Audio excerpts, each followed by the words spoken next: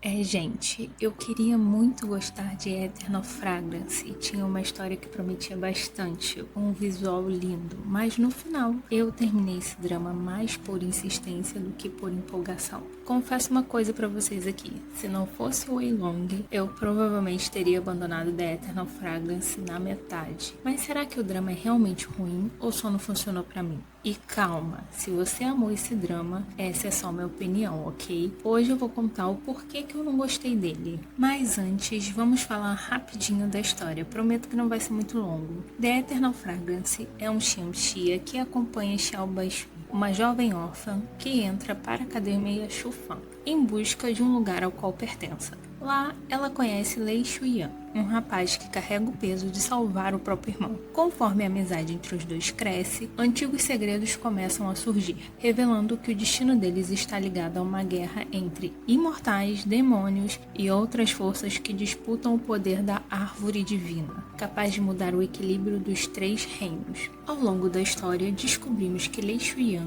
é um poderoso demônio Yetia, enquanto Baishui é a reencarnação da própria Árvore Divina. A partir daí, meu povo, os dois acabam envolvidos em conspirações, batalhas e um romance marcado pelo destino. Antes de falar da minha experiência, vale comentar que The Eternal Fragrance dividiu bastante o público nas redes sociais. O lado positivo foi que esse era um drama muito aguardado. Ele também ficou engavetado por bastante tempo, então quando finalmente estreou, muitos fãs do Wei Long, como da Zhu Jingyi, estavam ansiosos para assistir. Nos primeiros dias, ele teve uma boa popularidade na Youku e gerou bastante discussão justamente pela expectativa em torno do elenco e da adaptação da novel. Muita gente elogiou a fotografia, os figurinos, a química visual do casal, toda a atmosfera clássica de Xianxia e principalmente os episódios iniciais na academia. Mas conforme os capítulos foram passando, começaram a aparecer críticas com bastante frequência. Muitos espectadores comentaram que o roteiro parecia um pouco datado, a edição era confusa em alguns momentos e havia saltos temporais difíceis de acompanhar. Alguns efeitos também especiais denunciavam que a produção ficou muito tempo parada e principalmente que o ritmo da história ficou bastante irregular. E eu concordo com algumas dessas críticas, mas o motivo que realmente me fez não gostar de The Eternal Fragrance foi outro. Eu simplesmente não gostei da personalidade da protagonista. Fim, é isso. Now the world don't move to the beat of just one drum. Não, falando sério agora, personagens iguais a ela me incomodam demais em C-dramas e vocês sabem disso. É o tipo de personagem que realmente me faz dropar um drama, só que, nesse caso, eu não dropei por conta do Wei Long. Gente, eu não sei o que acontece comigo, porque eu já dropei dramas com Lu Yun-shi, Ren Jialun, atores que eu amo, mas o Wei Long, ele tem esse dom de me segurar em dramas que eu não quero ver. E vamos combinar entre a gente aqui que aquela skin dele de Yetia foi um belo de um atrativo. Acho que nisso todo mundo concorda, né? Desde o começo eu já não fui com a cara da Xiao Banshu. Achei ela muito bobinha, inocente demais. E da metade do drama pro final, parecia que ela só sabia chorar e repetir que a culpa era dela. Eu sabia que a culpa era dela, jamais discordaria de um negócio desse. Mas era aquele pensamento, tá bom, Mona, vamos agir?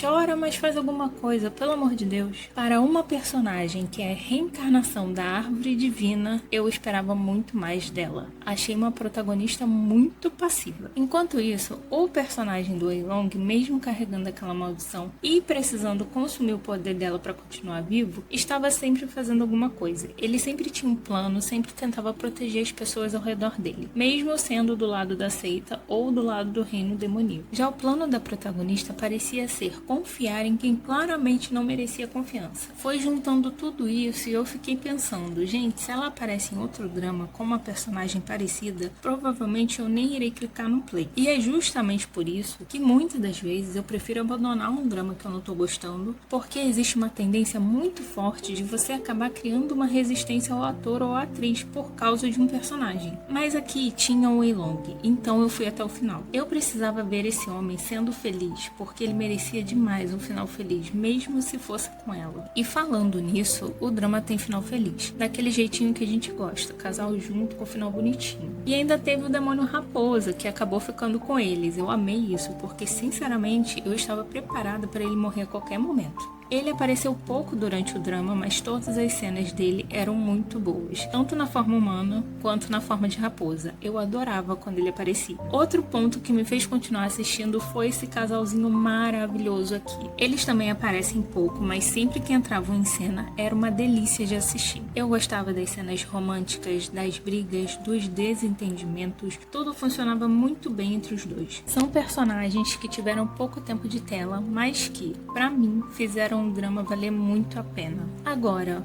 uma coisa que realmente me frustrou foi o final do príncipe. Gente, vocês podem pensar que eu sou má, mas eu achei muito fácil a forma como ele morreu. Eu queria muito que ele tivesse morrido naquela cena em que a bonitinha ia enfiar a espada nele. Eu estava pronta para assistir essa vingança. Aí o protagonista foi lá e não deixou. Eu lembro que eu fiquei revoltadíssima, porque esse homem matou muita gente, inclusive matou o próprio filho que a outra personagem estava esperando. E no fim, ele ainda saiu naquela cena como se fosse um injustiçado, carregando a mulher nos braços. Ah, me poupe, querido. Eu ainda vou além. Queria muito que ele tivesse sido morto por um dos protagonistas. Não me julguem, foi a China que criou esse monstro. Achei aquela morte dele simplesmente desaparecendo muito fraca. Eu realmente detestei aquilo. No geral, apesar de eu não ter gostado da protagonista, preciso reconhecer que a química entre ela e o Wei Long funcionou. Eles tiveram momentos muito bonitos juntos, e quando o roteiro deixava os dois simplesmente serem um casal, essas cenas eram bem gostosas de assistir. Então,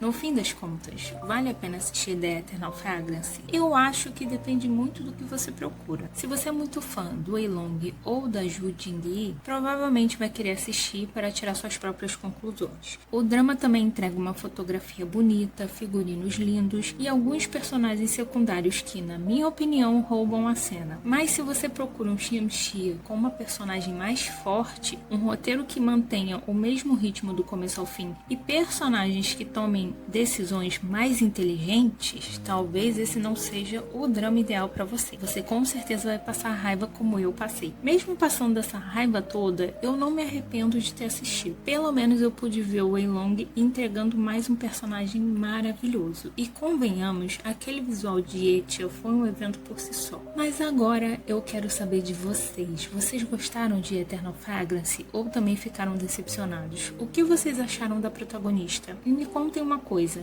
teve algum drama que vocês só terminaram porque gostavam muito de um ator ou de uma atriz? Porque eu tenho certeza de que eu não sou a única que faz isso. Me contem tudo aqui nos comentários, porque eu adoro ler a opinião de vocês. Se vocês gostaram do vídeo, não deixe de deixar o like, se inscrever no canal e ativar o sininho para acompanhar os próximos vídeos. Um super beijo, fiquem com Deus e até a próxima. Tchau!